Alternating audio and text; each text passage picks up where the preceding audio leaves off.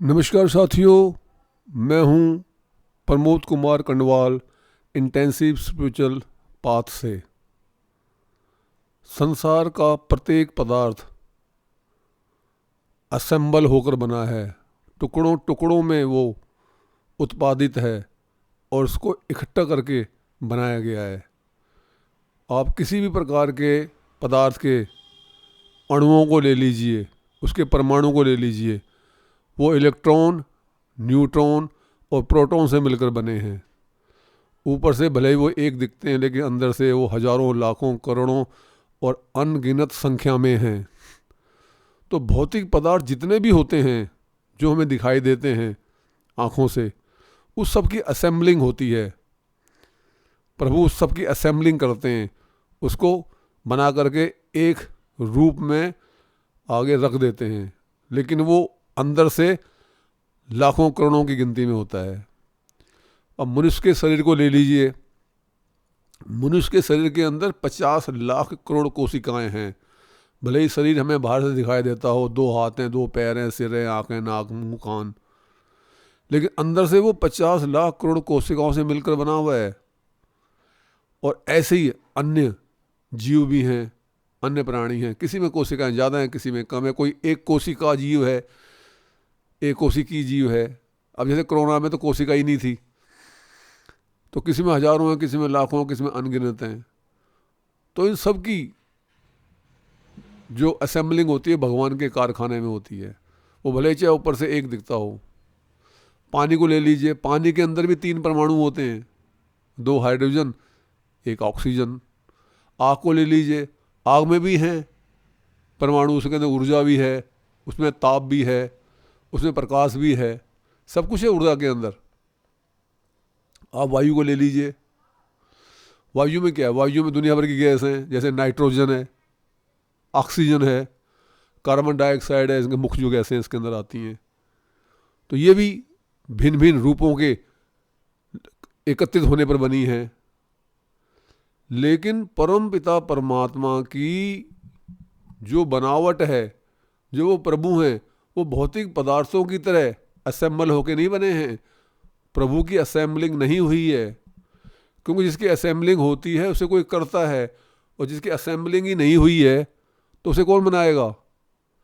प्रभु तो स्वयं बने हुए हैं बगैर असेंबलिंग के। वो असेंबलिंग करते हैं, उनकी असेंबलिंग कोई नहीं कर सकता। वो सबको बनाते हैं, उन्हें कोई नहीं बना सकता। वो अपने आप बने हुए हैं। और वो कैसे हैं? वो बने हुए हैं जिस प्रकार से भौतिक पदार्थ लाखों, करोड़ों और वो खरबों की अनगिनत संख्या के अंदर होकर के बने हैं एक, और उनमें ये बात नहीं है।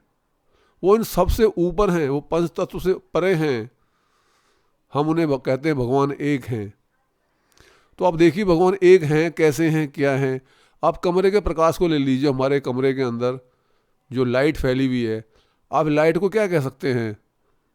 किसके अंदर जो प्रकाश फैला हुआ है, ये 3 प्रकाश है, ये 5 प्रकाश है, ये 100 प्रकाश है, या आधा प्रकाश है, या 1 प्रकाश है? कैसे कह सकते हैं उसको? उसकी संख्या हम कैसे रख सकते हैं? उसको कैसे कैलकुलेट कर सकते हैं हम? या दूसरी भाषा में ऐसा ले सकते हैं कि जैसे एक बड़ा हॉल है, 500 बाई 500 का एक हॉल है, लंबा चौड़ा। उसके अंदर जो आयतन है, वो उसका जो आयतन है वो तो उतना ही रहेगा। वो तो ना घटता है ना वो बढ़ता है। तो आप कैसे कह सकते हो ये आयतन 3 है या 5 है? अब हमने 500 का जो कहा गया है, अभी कहा है, तो वो तो उसकी आउटर जो लाइन है हमने उसको कैलकुलेट किया है, उसका साइज गिना है। अंदर आयतन, आयतन का हम साइज नहीं गिन सकते। आयतन तो जैसा है वैसे ही रहेगा। यदि आपका आयतन आपने बढ़ाया, तो भले बढ़ाना चाहते हैं आप, तो आपको दीवार आगे करनी पड़ेगी, तो भले ही उसका आयतन बढ़ जाए। लेकिन आयतन को जो अंदर का जो वॉल्यूम है, उसको आप ये नहीं कह सकते कि 3 है, ये 20 है, ये 50 है, ये 100 है। आकाश को ले लीजिए, चलो, आकाश को कैसे कह सकते हैं आकाश ऊपर है या आकाश नीचे है, आकाश दाएं है या आकाश बाएं है, या आकाश 50 है या आकाश 100 है? कैसे गिन सकते हैं हम आकाश को? क्या उसके आकाश के टुकड़े हैं क्या? वो कहीं से कटा फटा है क्या आकाश? या ऐसे ही बिजली का प्रकाश या किसी वस्तु का आयतन? तो जो संत महात्मा हैं वो परमात्मा के भीतर बड़ी गहराई से घुसते हैं। जिस प्रकार से एक धनी व्यक्ति या एक लालची व्यक्ति या एक प्रोफेशनल व्यक्ति या एक वैज्ञानिक भौतिकता के अंदर गहराई से घुसता है, ऐसे ही हमारे संत महात्मा परमात्मा के भीतर घुसते हैं, उसको उसकी गहराई में कर जाते हैं, उसकी पीएचडी करते हैं, उसमें रिसर्च और डेवलपमेंट करते हैं, उसकी R&D के वो एक्सपर्ट होते हैं संत महात्मा। और उन महात्माओं में महात्मा संत शिरोमणि कबीरदास जी कहते हैं, एक कहूँ तो है नहीं, दो कहूँ तो गारी, है जैसा तैसा रहे, कहे कबीर विचारी।